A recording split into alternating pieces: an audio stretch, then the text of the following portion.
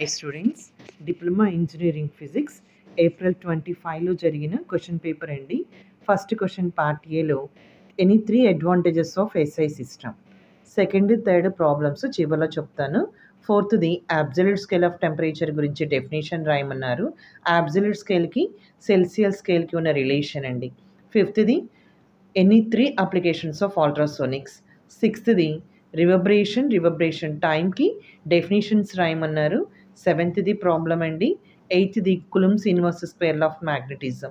నైన్త్ది any 3 applications of optical fibres. Question చూడండి అమ్మా, super కండక్టివిటీకి super కండక్టర్స్కి డెఫినేషన్. 11th క్వశ్చన్ నుంచి ఎస్ఏ క్వశ్చన్స్ అండి. ఫస్ట్ క్వశ్చన్ లామీస్ థీరం 6 మార్క్స్కి ఇచ్చారు. Next problem.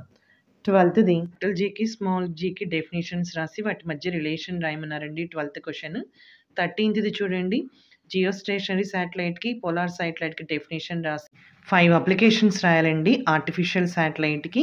14th క్వశ్చన్ చూడండి, ఫోటోవోల్టాయిక్ సెల్ గురించి కంప్లీట్ క్వశ్చన్ రాయమన్నారు.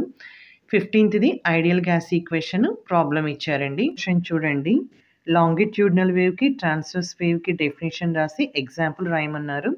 నెక్స్ట్ దాంట్లో 16th బి చూడండి, reducing methods of noise pollution any 4 points రాయమన్నారండి. 17th క్వశ్చన్ చూడండి, ఏలో ప్రాబ్లం ఇచ్చారు, బిలో డయాఫెర్రో మ్యాగ్నెటిక్ మెటీరియల్స్కి డెఫినేషన్ ఎగ్జాంపుల్ అడిగారండి. 18th క్వశ్చన్ వచ్చేసేటప్పటికి photo electric effect definition 4 applications of photo electric cell అడిగారు. ఇంట్రెన్సీకి ఎక్స్ట్రెన్సీకి డెఫినేషన్స్ రాయమన్నారండి బిలో. చూడండి సెకండ్ ప్రాబ్లము, మనకి ఫోర్స్ ఇచ్చారు 100 న్యూటన్స్, టీటా ఇచ్చారు, horizontal component vertical component calculate చేయమన్నారండి. Horizontal component f x, formula f cos theta, F ఇచ్చారు టీటా ఇచ్చారు, సబ్స్టిట్యూట్ చేసామండి ఎఫ్ఎక్స్ వస్తుంది.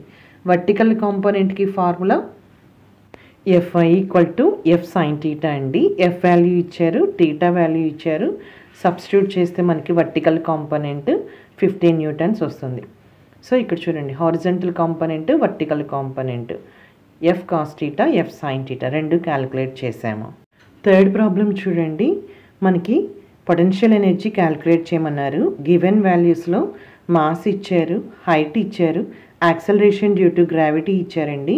పొటెన్షియల్ ఎనర్జీ కనుక్కోవాలి. పొటెన్షియల్ ఎనర్జీకి ఫార్ములా ఎంజీహెచ్, సబ్స్టిట్యూట్ చేస్తే mass value g value h value substitute చేస్తే పొటెన్షియల్ ఎనర్జీ 1960 జౌల్స్ వచ్చింది. నెక్స్ట్ ప్రాబ్లం 7th అండి, మీటర్ బ్రిడ్జ్ మీద ప్రాబ్లం ఇచ్చారు. మనకి 2 రెసిస్టెన్సెస్ ఇచ్చారు, P value Q value, balancing length of the wire calculate చేయమన్నారు. L equal to question mark.